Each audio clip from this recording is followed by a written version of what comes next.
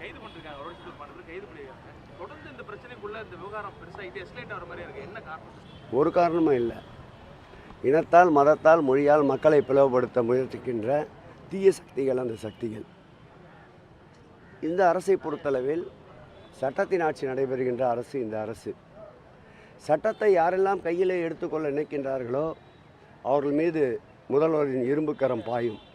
அந்த வகையில் தான் நேற்றைக்கு சட்டத்தை அவரே கையில் எடுத்துக்கொள்ள சென்றதால் காவல்துறை அவரை கைது செய்திருக்கின்றது.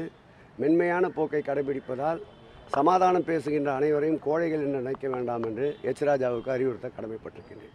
இந்த நேரத்தில் நீங்கள் சமமாக எல்லாத்தையும் ட்ரீட் பண்ணுறேன்னு சொல்கிறீங்க, ஆனால் அவர் இந்து மக்களுக்கு எதிராகவே தான் இந்த அரசு இருக்குது, குறிப்பாக இந்து சாமி அறநிலையத்துறை இருக்குங்கிற குற்றச்சாட்டை தொடர்ச்சி வச்சுக்கிட்டு அவர் இஸ்லாமியருக்கும் கிறிஸ்தவர்களுக்கும் மதம் சார்ந்த ஒரு பிரச்சனையை கையில் எடுக்கும்போது சிறுபான்மையினரை அரவணைக்க வேண்டிய அரசு தான் இந்த அரசு. இது எல்லோருக்கும் எல்லாமான அரசு. இதில் ஜாதி மத பேதங்களுக்கு இடமில்லை. இந்துக்கள், இஸ்லாமியர்கள், கிறிஸ்தவர்கள், ஜைனர்கள் அனைவரும் ஒன்றென பார்க்கின்ற இந்த அரசில் சட்டம் எங்கு மீறப்பட்டாலும், சட்டத்தின் விதிமீறல்கள் எங்கு இருந்தாலும் அதன் மீது நடவடிக்கை எடுக்க இந்த அரசு தயங்காது.